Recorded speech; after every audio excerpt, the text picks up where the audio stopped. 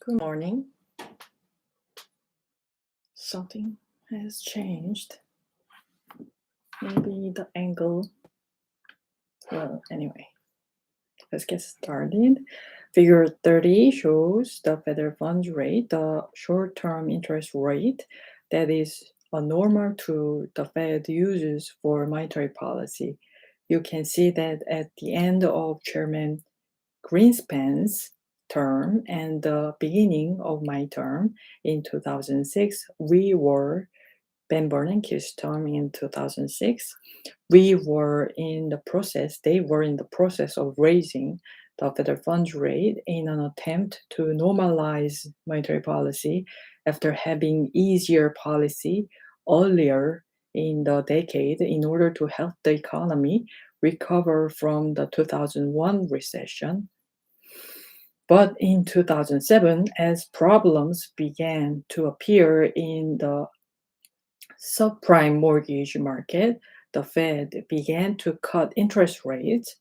You can see on the right side of the graph that interest rates were sharply reduced.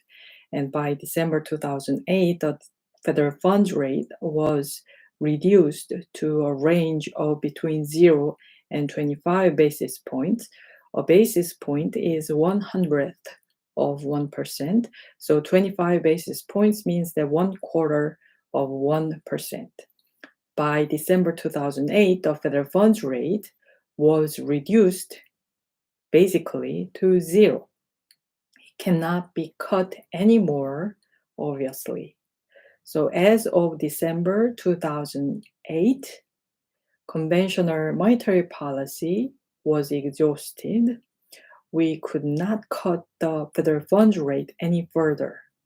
And yet, the economy clearly needed additional support.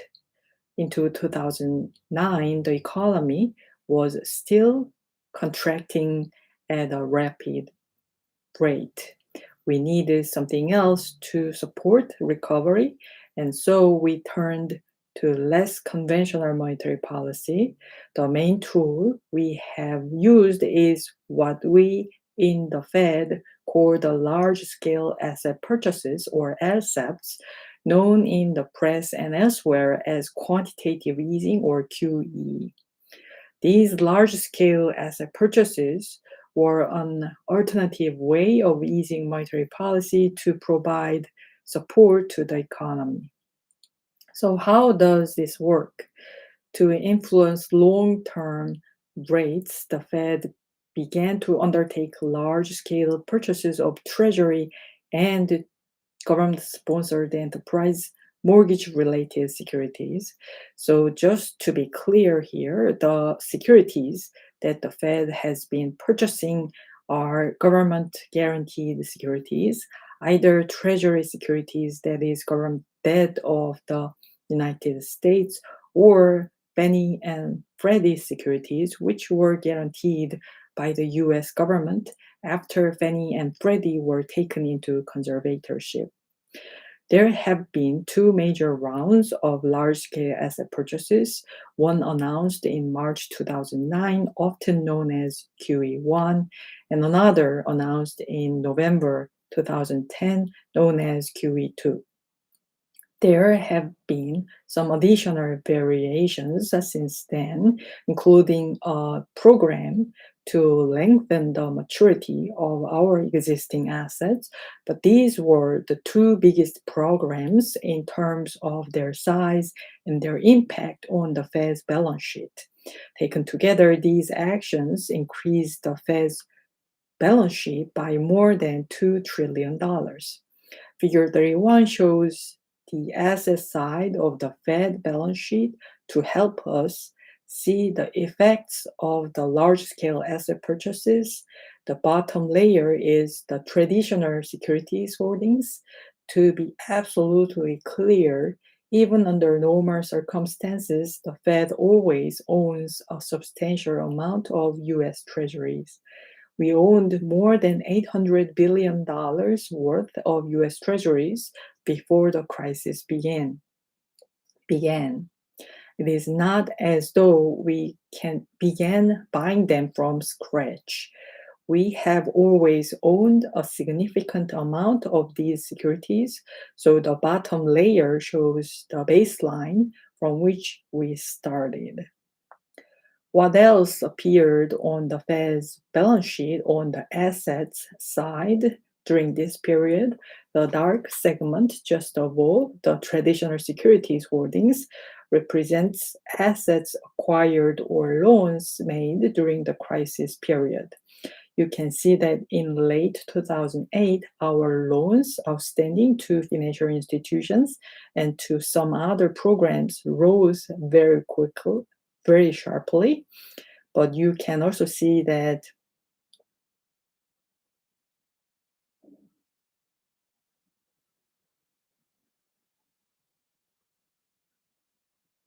as time passed, and certainly by early 2010, those initiatives to address financial strength had been greatly reduced. If you look at the far right, you see a little bump recently, that is the currency swaps. We instituted and extended swap agreements with the European Central Bank and other major central banks, and there has been some uses of that in an attempt to try to reduce strains in Europe, and that shows up as a little bump there at the far right of the graph. Now again, we owned about $800 billion in treasury securities at the beginning of the crisis, but as we can see from the large area labeled LSEPs, we added about $2 trillion in new securities to the balance sheet during the period starting in early 2009. And then at the top, we have other assets, a variety of things, security reserves, physical assets, and other miscellaneous items. Why were we buying these securities? This is, by the way, an approach that monetarists such as Milton Friedman and others have talked about. The basic idea is that when you buy treasuries or GSE, government-sponsored enterprise securities, and bring them onto the balance sheet, that reduces the available supply of those securities in the market. Investors want to hold those securities and they have to settle for a lower yield, or put another way, if there is a smaller available supply of those securities in the market, investors are willing to pay a higher price for those securities, which is the inverse of the yield. So by purchasing treasury securities, bringing them down onto our balance sheet, reducing the available supply of those treasuries, we effectively lower the interest rate or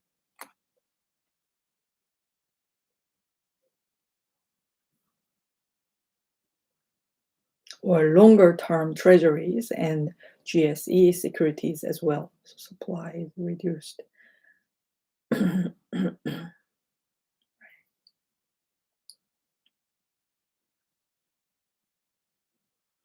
Price goes up.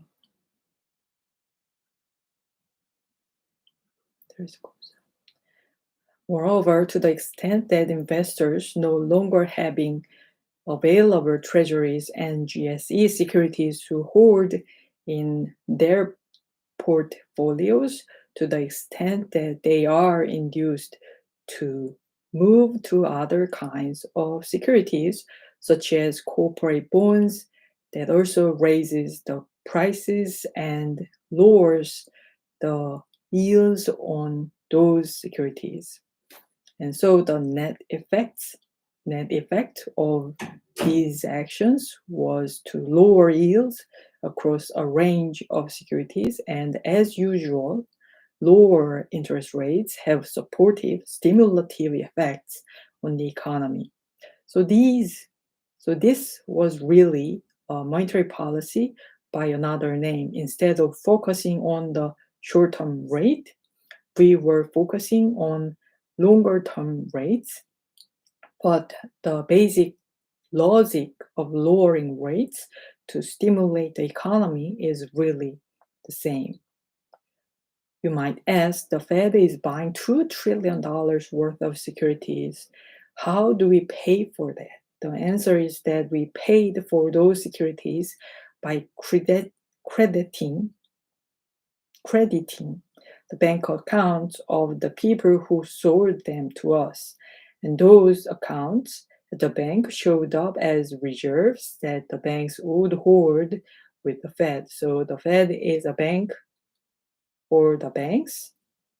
Banks can hold deposit accounts with the Fed, essentially, and those are called reserve accounts. And so as to purchases of securities occurred, the way we paid for them was basically by increasing the amount of reserves that banks had in their accounts with the Fed. Figure 32 shows the liability side of the Fed balance sheet. Of course, assets and liabilities, including capital, have to be equal. So the liability side had to rise to nearly $3 trillion, as you can tell. As you look at this, so look first at the bottom layer, which is currency, the Federal Reserve notes in circulation. Sometimes you hear that the Fed is printing money in order to pay for the securities we acquire, but as a literal fact, the Fed is not printing money to acquire the securities. And you could see it from the balance sheet here. That layer is basically flat. The amount of currency in circulation has not been affected by these activities. What has been affected is the layer above that, reserve balances. Those are the accounts that commercial banks hold with the Fed, assets to the banking system and liabilities to the Fed. And that is basically how we pay for those securities. The banking system has a large quantity of those reserves, but that's monetary base. I don't know. And that is basically how we pay for those securities. The banking system has a large quantity of these reserves, but they are electronic entries at the Fed. Electronic entries. Electronic entries. Electronic entries. Electronic entries. Electronic entries. Electronic entries. Electronic entries. Electronic entries, electronic entries, electronic entries, electronic entries, electronic entries, electronic entries at the Fed. They basically just sit there. They are not in circulation, really. It's not monetary base. They are not part of any broad measure of monetary supply. They are part of what is called monetary base, yes, but they certainly are not cash.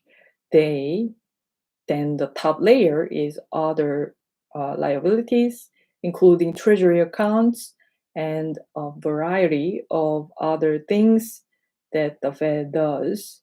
We act as the physical agent for the treasury, but the two main items you can see are the notes in circulation and the reserves held by the banks. So what do the LSEPs or the quantitative easing, what does it do? We anticipated when we took these actions that we would be able to lower interest rates.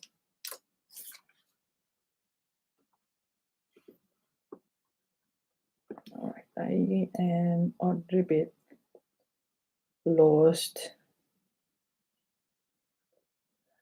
my monetary base, but it's not in circulation.